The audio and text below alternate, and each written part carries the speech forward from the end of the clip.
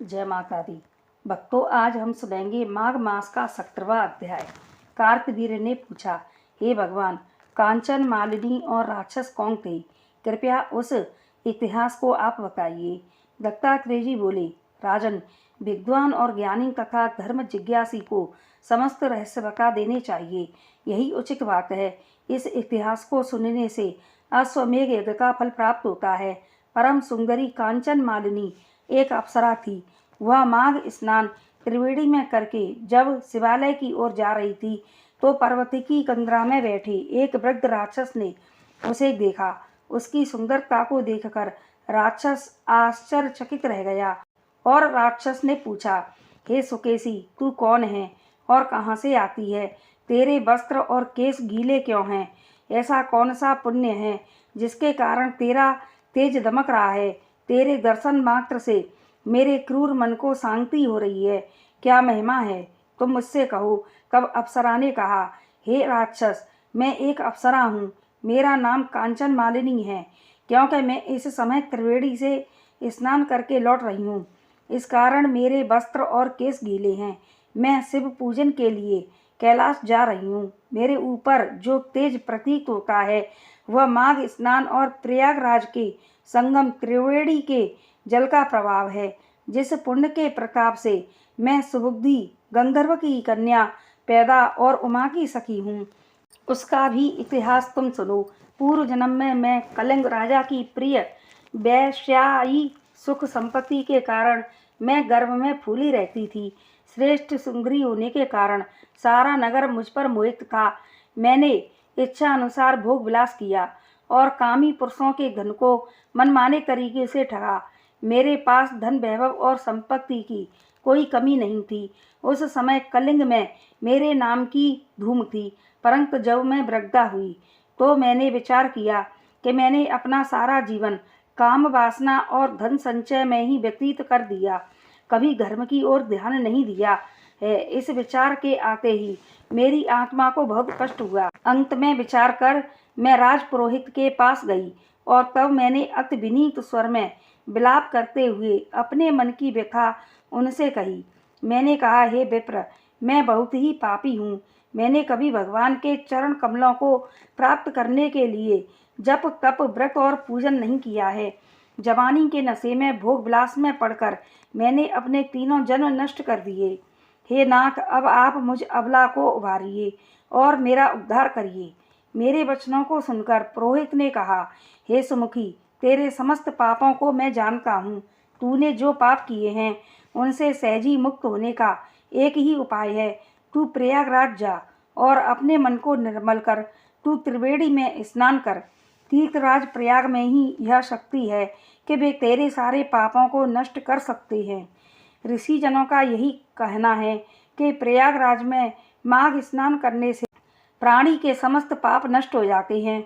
जयति तीर्थराज प्रयाग की, तीर्थों में प्रयागराज श्रेष्ठ है।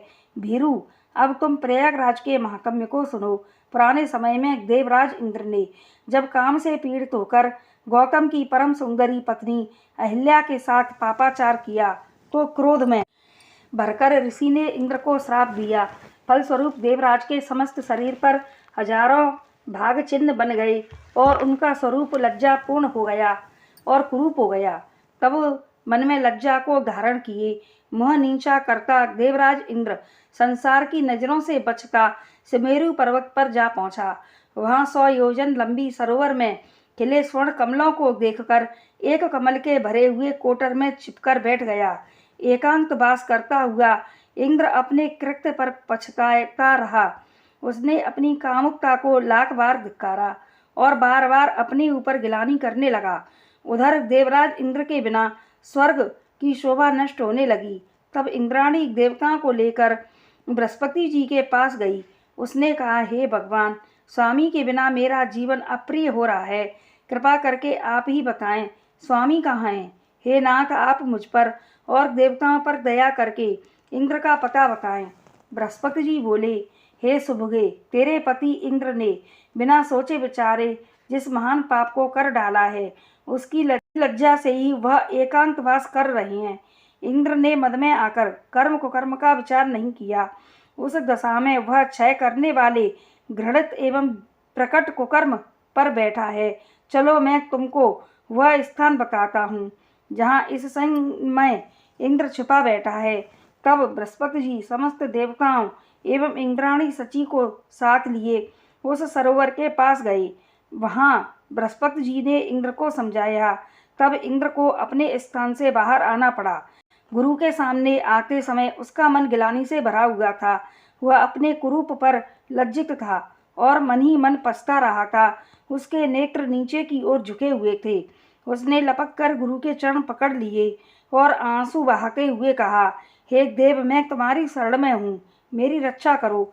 मुझे ऐसा उपाय बताओ जिससे मैं इस श्राप से मुक्त हो सकूं। हे नाथ, मैंने बिना सोचे समझे जो भी अपराध किया है उससे आप ही मुक्त कर सकते हैं। मैं आपकी शरण हूँ। इंद्रदेव के इन वचनों को सुनकर देवगुरु बृहस्पति जी ने कहा, हे देवराज, तुमने महान दुष्कर्म किया है, परंतु इतने दिन एकांतवास करते हुए तुमने अपने कर्म पर पछतावा किया है। इसलिए तुम्हारे पाप को नष्ट करने का उपाय मैं तुम्हें बताता हूँ। इस श्राप से मुक्त करने की कोई शक्ति त्रिलोक में नहीं है। ब्राह्मण का श्राप नष्ट नहीं हो सकता, परंतु उसका स्वरूप अवश्य बदला जा सकता है। समस्त पाप तीर्थों के स्नान के द्वारा ही नष्ट होते हैं। समस्त तीर्थों में प्रयागराज श्रेष्ठ है। इसलिए तुम हमारे साथ चलकर प्रयागराज तीर्थ पर त्रिवेणी स्नान करो। वहाँ निश्चय ही तुम्हारे पाप नष्ट होंगे। तब इंद्र उनके साथ प्रयागराज गया और त्रिवेणी में स्नान किया। उसके समस्त पाप तुरंत नष्ट हो गए। तब बृहस्पति जी ने इंद्र की बुद्धि निर्मल जानकर आशीर्वाद देते हुए कहा, हे इंद्र, ऋषि के श्राप से तेरे इस शरीर पर जो हजारों भग चिन्ह हैं वे नेत्र बन जाएं। तभी से इंद्र के हजारों नेत्र हो गए।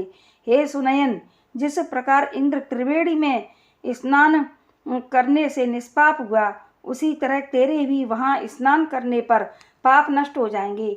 तू भी वहीं जाकर स्नान कर। उनकी बात मानकर हे राक्षस, मैं प्रयागराज गई और मैंने त्रिवेणी की पवित्र धारा में स्नान किया। उन दिनों माघ मास था।